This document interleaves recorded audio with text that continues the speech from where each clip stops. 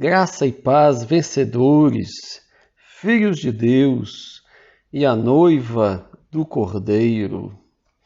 Chegamos hoje no capítulo 21 de Apocalipse, neste dia 29 de dezembro de 2020.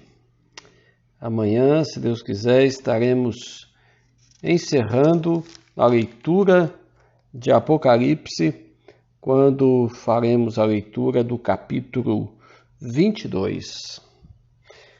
Já vimos aqui uma série de julgamentos de Deus, quando ele julga a meretriz, quando ele julga a besta, o falso profeta, o dragão, quando ele julga a todos e aqueles que não foram achados escritos no livro da vida são lançados para dentro do lago de fogo que arde com enxofre. E a esperança dos remidos está justamente nessa promessa, nessa palavra que encontra-se no capítulo 21. Jesus disse assim, em João 3,16: porque Deus amou o mundo de tal maneira que deu o seu Filho unigênito, para que todo aquele que nele crê não pereça, mas tenha a vida eterna. Então essa é a grande palavra de Deus para as nossas vidas, saber que temos a vida eterna.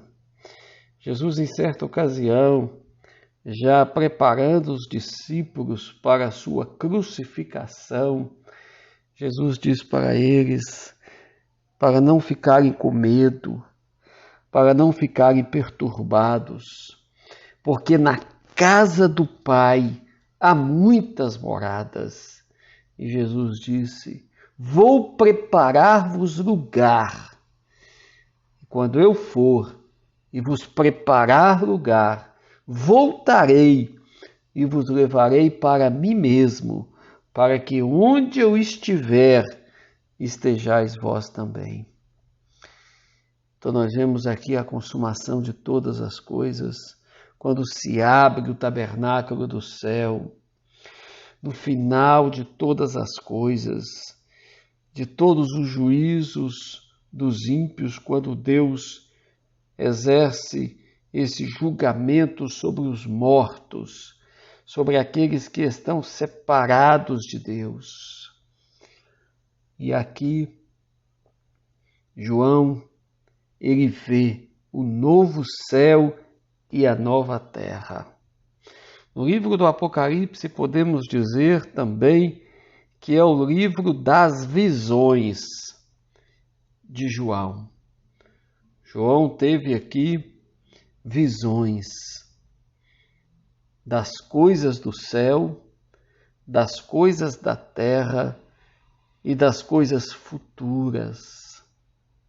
Vários profetas profetizaram aqui este momento, mas eles profetizaram este momento referindo-se ao reino eterno de nosso Senhor Jesus Cristo. Não aquilo que se daria no momento em que Jesus Cristo se torna homem, em que Jesus Cristo morre por nossos pecados, ressuscita e sobe aos céus, onde toma o seu lugar de glória. Então, existe nessas profecias até a sua realização como um vale. E quem avista a uma certa distância vê as montanhas. Parecem que as montanhas estão próximas e parece que as montanhas estão na sequência dos acontecimentos já descritos em suas profecias. Mas entre os acontecimentos relacionados ao Cristo, a sua encarnação, seu sacrifício perfeito e a consumação de todas as coisas, existe um espaço de tempo. Um tempo em que Deus está com as suas mãos estendidas, conduzindo a história e salvando vidas, chamando-as ao arrependimento pela fé em nosso Senhor Jesus Cristo. Então aqui já nos deparamos com o final, com o cumprimento das profecias, tanto as do Velho Testamento como as do Novo Testamento. Poderíamos aqui fazer uma série de estudos sobre este assunto, mas queremos nos ater à leitura e uma breve explicação desse capítulo 21. Nem poderemos entrar em muitos pormenores, mas eu creio que esta leitura por si só, ela já é muito importante para nós. Então, passemos à leitura de Apocalipse, capítulo 21. Vi novo céu e nova terra, pois o primeiro céu e a primeira terra passaram, e o mar já não existe. Parece que há uma relação desse texto aqui com Gênesis capítulo 1. Em Gênesis capítulo 1 está escrito: no princípio criou Deus o céu e a terra. E o Espírito de Deus pairava por sobre a face do abismo. E disse Deus: haja luz, e houve luz. Deus faz separação da porção seca e as águas, os oceanos. E aqui chega a dizer que o mar já não existe. Mas o mar, dentro deste contexto de Apocalipse, eu imagino que não se trata dos oceanos, mas o mar que já está referido aqui no capítulo 13, que são os povos ímpios, que dão essa ascensão à besta, que é também sobre este mar, estas muitas águas em que está a grande meretriz, que são os povos ímpios da terra. Mas a outra palavra também para mar é aquele mar de vidro mesclado de fogo, que João também viu que estava ali entre os remidos do Senhor e o trono de Deus. E esse mar simboliza o julgamento de Deus e a separação entre Deus e os homens. E aqui está dizendo que o mar já não existe. Vi também a cidade santa. Aqui é algo maravilhoso. João vê novo céu e nova terra. No versículo seguinte ele diz: vi também a cidade santa, a nova Jerusalém, que descia do céu, da parte de Deus, ataviada, como noiva adornada para o seu esposo. Então ele vê a nova Jerusalém, a cidade santa, que ela não é levantada da terra, ela desce do céu. Então é algo muito especial, referindo-se ao povo de Deus. Então ouvi grande voz vinda do trono, dizendo: eis o tabernáculo de Deus com os homens. Deus habitará com eles. Eles serão povos de Deus, e Deus mesmo estará com eles. A coisa mais fascinante nos céus, no que se refere a essa salvação eterna, é a presença de Deus.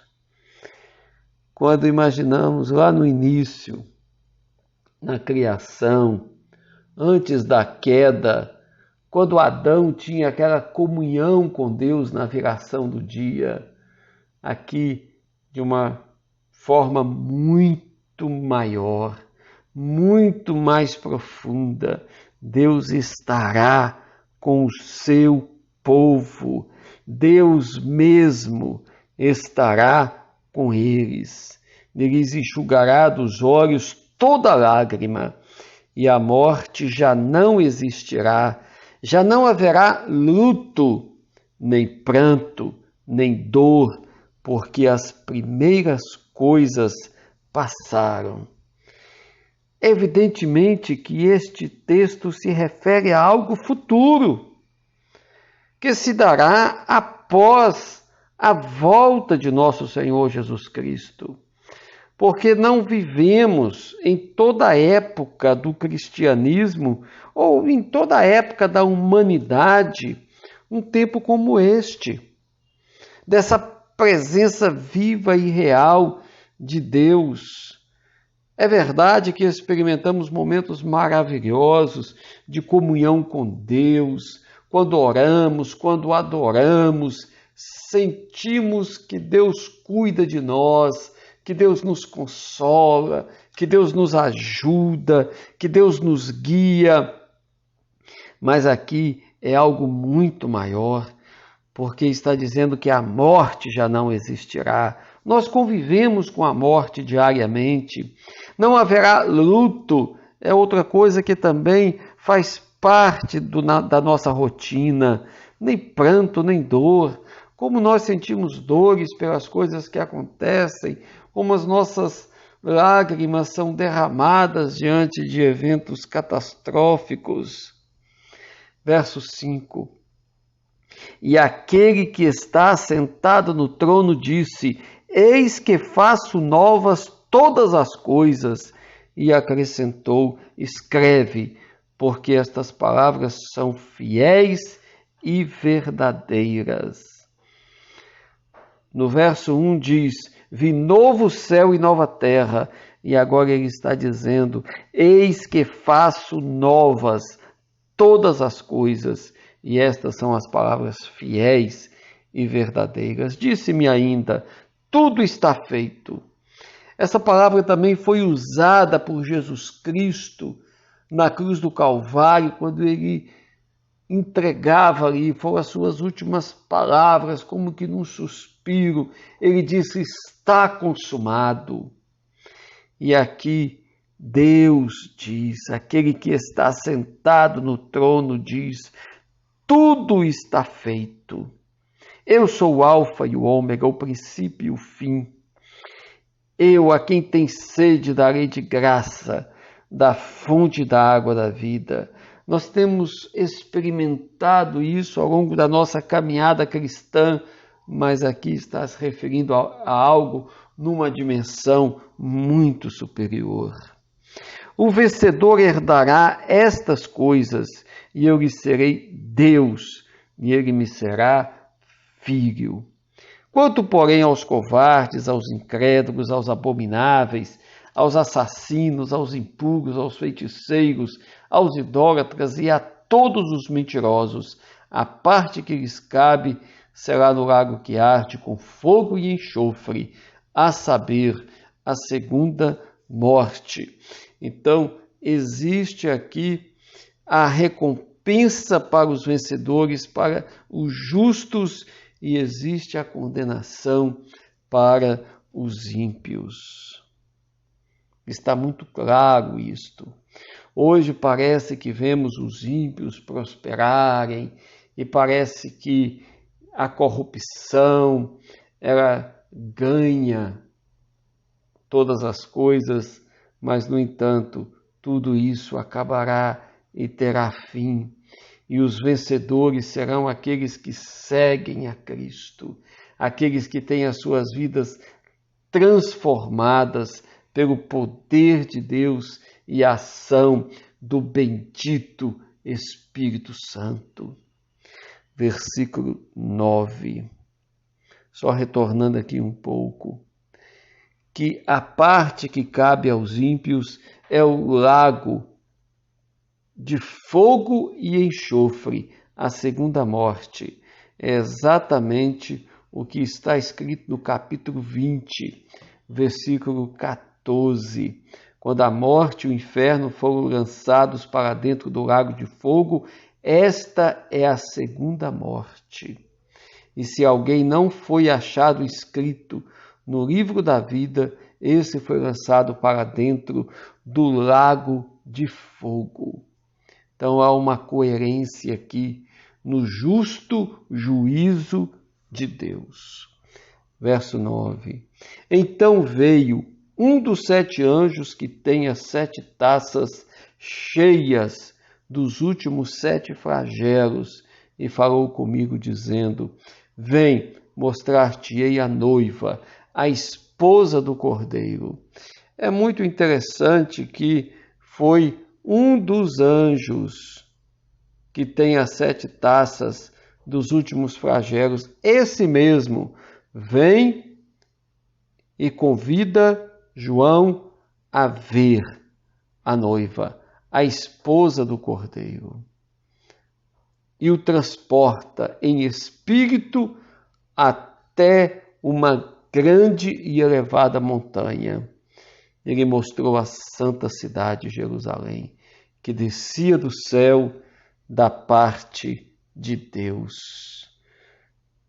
Quando a gente vai fazendo alguns paralelos na palavra de Deus, nós vamos entendendo os propósitos, nós vamos entendendo a palavra. Quando Jesus estava no deserto, após o seu batismo, ele foi tentado pelo diabo em pontos importantes da sua vida.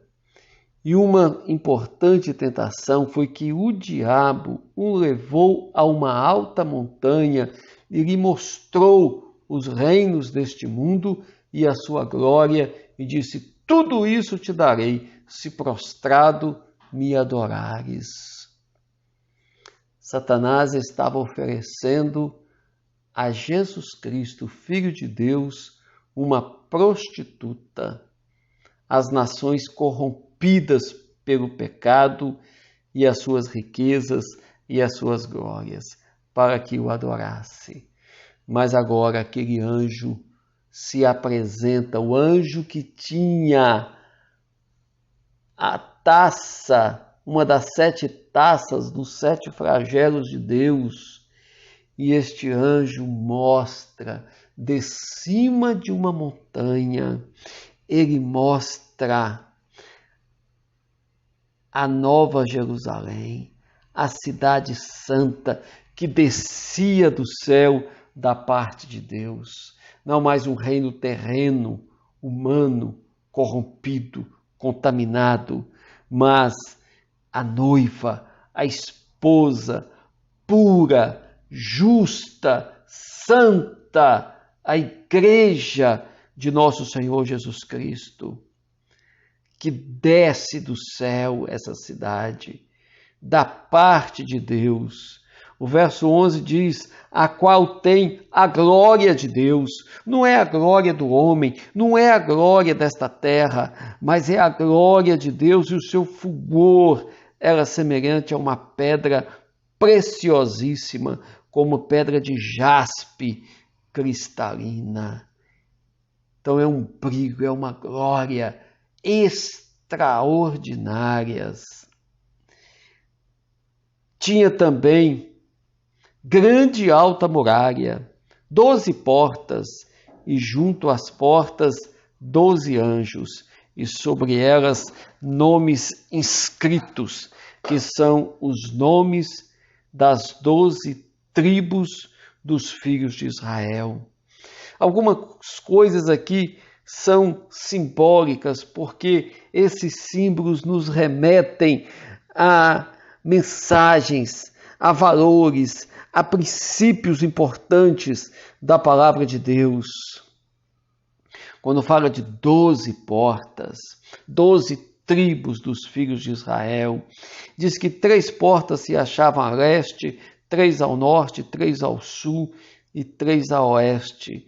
Então, o que já temos a impressão aqui é que o novo céu e a nova terra terão também os seus pontos cardeais, como temos hoje também. Se é este mesmo planeta em que nós vivemos completamente restaurado, ou se é outro, isso é algo que nem nos interessa aprofundar, mas apenas compreendermos que Deus tem preparado novos céus e nova terra, onde habita a justiça. A muralha da cidade tinha 12 fundamentos, e estavam sobre estes os nomes dos 12 apóstolos do Cordeiro. O 12 simboliza o povo de Deus. E aquele que falava comigo tinha por medida uma vara de ouro para medir a cidade, as suas portas e a sua muralha. Esta medição significa o cuidado de Deus, que Deus é quem está fazendo todas as coisas com zelo. Deus está cuidando, Deus está abençoando, Ele mesmo está à frente de todas as coisas.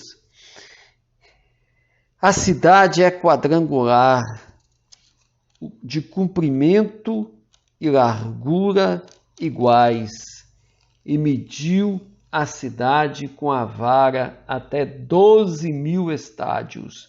O seu comprimento, largura e altura são iguais. Podemos tomar aqui literalmente, seria 2.200 quilômetros de largura, de comprimento e de altura. Ou a pessoa tomar isso também de forma simbólica, 12, povo de Deus, e 1.000, que é a comunicação completa, mas de qualquer maneira, percebemos aqui na visão de João um tamanho extraordinário desta terra, que nessas medidas aqui seria uma extensão imensa sobre a terra e também a sua altura, que superaria todas as atmosferas, chegaria até o espaço sideral. Mediu também a sua muralha, 144 côvados, medida de homem, isto é, de anjo. A estrutura da muralha é de jaspe, também a cidade é de ouro puro, semelhante a vidro límpido. Os fundamentos da muralha da cidade são adornados de toda espécie de pedras preciosas. O primeiro fundamento é de jaspe, o segundo de safira, o terceiro de calcedônia, o quarto de esmeralda, o quinto de sardônio, o sexto de sárdio, o sétimo de crisólito, o oitavo de berilo, o nono de topázio, o 10º de crisópaso, o 11º de jacinto e o 12º de ametista. As 12 portas são 12 pérolas, e cada uma dessas portas de uma só pérola. A praça da cidade é de ouro puro como vidro transparente. Então nós vemos aqui, são dimensões extraordinárias e uma riqueza extraordinária. Então aqui este anjo está mostrando para João a noiva. Vem, mostrar-te-ei a noiva, a esposa do Cordeiro, e mostra a cidade. Isso é muito importante, porque não se refere à cidade em si, mas ao povo de Deus, aos remidos em Cristo, e toda essa cidade que Deus preparou para os seus servos, para os seus discípulos, para os seus fiéis. Em nome de Jesus, só podemos dizer glórias a Deus. As 12 portas são 12 pérolas, e cada uma dessas portas de uma só pérola. A praça da cidade é de ouro puro, como vidro transparente. Nela não vi santuário, porque o seu santuário é o Senhor, o Deus Todo-Poderoso e o Cordeiro. Não há templo, porque a adoração é para Deus. O templo muitas vezes serve de distração para muitas pessoas. e até impedem as pessoas de focarem naquele que está no trono, aquele que verdadeiramente merece o nosso louvor e a nossa adoração. A cidade não precisa de sol nem da lua para lhe darem claridade, pois a glória de Deus a iluminou e o Cordeiro é a sua lâmpada. Retornamos aqui também aquele texto da criação, quando Deus disse: haja luz e houve luz. E a terra se iluminou. O sol e a lua e as estrelas foram criados no 4º dia, mas já no 1º dia, a primeira ação da criação de Deus foi dizer: haja luz. Então a luz é pré-existente aos astros. E essa luz é a glória de Deus. É a presença do Senhor. A glória de Deus a iluminou e o Cordeiro é a sua lâmpada. Jesus disse: eu sou a luz do mundo. Quem me segue não andará em trevas. Pelo contrário, terá a luz da vida. As nações andarão mediante a sua luz, e os reis da terra lhe trazem a sua glória. Aqui existe uma dica, que haverá essa cidade e haverão também sobre a terra nações, reinos, reis, que honrarão e glorificarão ao Rei dos Reis, que é o Senhor Jesus Cristo. As nações andarão mediante a sua luz e os reis da terra lhe trazem a sua glória. Isso ainda não aconteceu na história. Em nenhum momento. Seja antes de Cristo, seja depois de Cristo. Então entendemos que isso se dará após a volta de Jesus Cristo, quando o reino pertencerá a Cristo. Conforme já vimos lá, quando a 7ª trombeta é tocada e diz que o reino é do Senhor e do seu Cristo. As suas portas nunca jamais se fecharão de dia, porque nela não haverá noite. Lhe trarão a glória e a honra das nações. Nela nunca jamais penetrará coisa alguma contaminada, nem o que pratica abominação e mentira, mas somente os escritos no livro da vida do Cordeiro. Então, esse é o verdadeiro motivo da nossa alegria.